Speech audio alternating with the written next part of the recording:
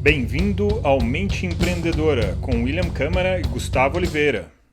Fala galera, beleza? Gus aqui. William Câmara por aqui. O episódio de hoje é o seguinte: a raiva como força motriz do crescimento profissional. Esse é um tema que normalmente é bem polêmico, né? Porque normalmente a gente interpreta a raiva como algo ruim, algo que a gente tem que fugir, algo que a gente tem que controlar, algo que a gente tem que eliminar da nossa vida. Só que a grande questão é, você como profissional ou pessoa no seu dia a dia, tem como você eliminar esse sentimento? Não tem. Você vai sentir. A gente tem que aprender a trabalhar, a gerenciar todo tipo de sentimento, né? A gente aprende com maestria a administrar os bons sentimentos e os ruins a gente foge, como se isso fosse resolver a equação. Então, já que não tem como fugir da raiva, você vai continuar sentindo raiva até o final da sua vida. Basta apertar o botão certo, basta pisar no seu calo correto. Então, como a gente faz isso para que, além de não ser um negócio destrutivo na sua carreira como líder, pelo contrário, você use isso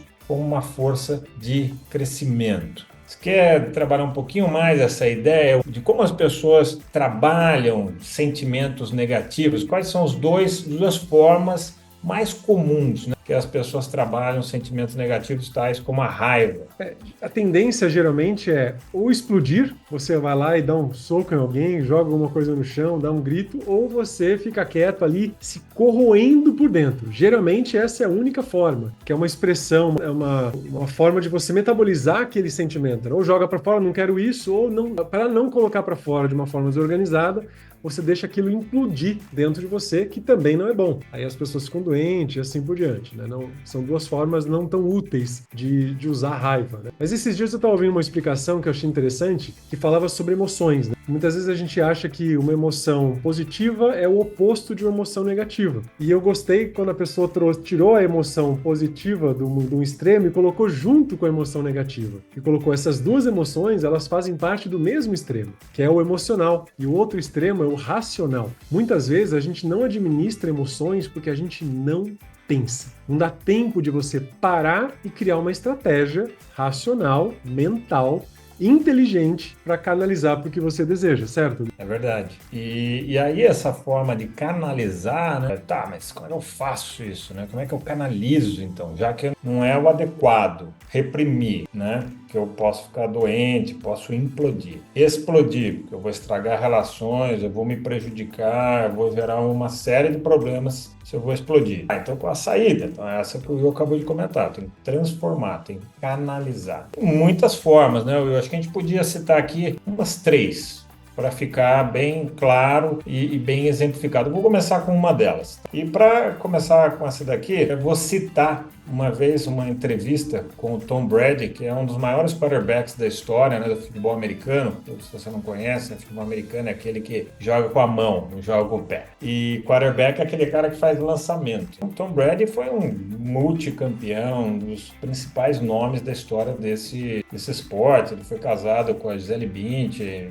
Enfim, já separaram, mas isso não é o caso. E numa entrevista, ele confessou um dos segredos que ele tinha do sucesso, que era a utilização da raiva. Então, vou traduzir aqui a frase dele. Ele fala o seguinte: você tem que criar e usar um monte de diferentes emoções para aumentar o seu senso de foco e atenção, né? De ficar muito ligado no jogo. Porque o cara tem que tomar decisões ali no jogo, né, muito rápidas no quarterback, né, e muito raciocinadas e não emocionais. E ele fala que a raiva era um excelente motivador para ele nesse aspecto. Ou seja, se você fosse lá provocar ele antes do jogo, era um mau sinal. Dizem também, essa daí eu não ouvi ainda, uma declaração do Messi, né, de futebol com o pé, ele falando isso. Mas eu já vi outras pessoas citando o Messi nesse sentido também. Se você quer ver o Messi jogando muita bola e destruir o jogo, vá lá e provoque ele, deixa ele com raiva. o cara vira um demônio no jogo e acaba com o jogo. Quer citar mais algumas outras? Eu acho positiva essa provocação, porque você está ativando emoção. Então, às vezes a pessoa está sem emoção, ela está sem esse elemento de motivação, sem aquele combustível chamado emoção, que vai fazer a pessoa ter mais garra, mais motivação para fazer o jogo. Eu gosto daquele exemplo da represa. Uma represa de água, você faz uma barreira, ela faz uma represa de água, aquela represa, se ela explode, ela inunda tudo lá embaixo. Se você deixa ela ali, ela não vai servir para nada.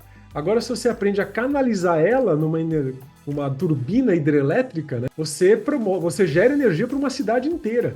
Então, acho que essas provocações aí desses jogadores eram provocações, vamos dizer assim, positivas, para eliciar o sentimento, essa paixão para o cara jogar bem, para o cara realmente direcionar para algo, uma motivação grande. Eu acho que o terceiro, né, e o último aí exemplo que a gente pode dar, pode ser o do aprendizado, né? Ou seja, a raiva ela pode ser um propulsor do aprendizado.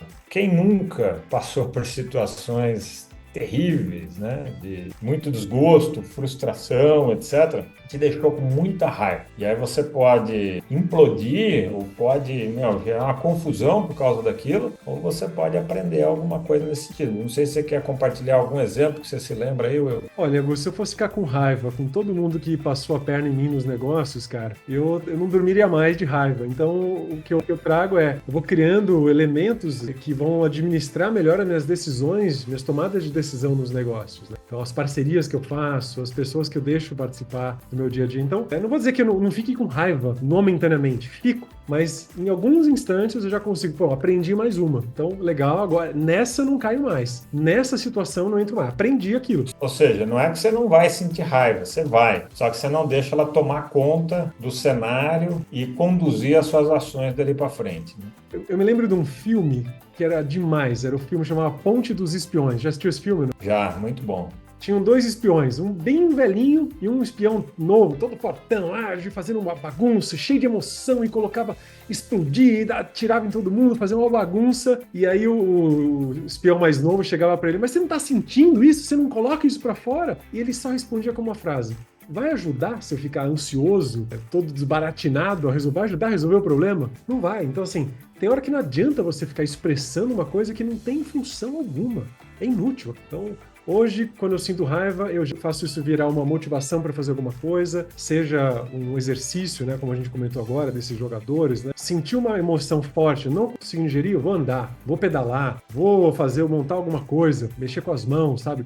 Expressar isso, ou assimilo o que eu aprendi, viro a página e seguimos adiante, né? Senão, você não vive mais, você vive para sentir raiva. É isso aí. E esses jogadores, né, que deu exemplo, eles podiam ser expulsos do jogo, usar a raiva de uma maneira ruim, prejudicial, e eles conseguem canalizar e usar como um motivador.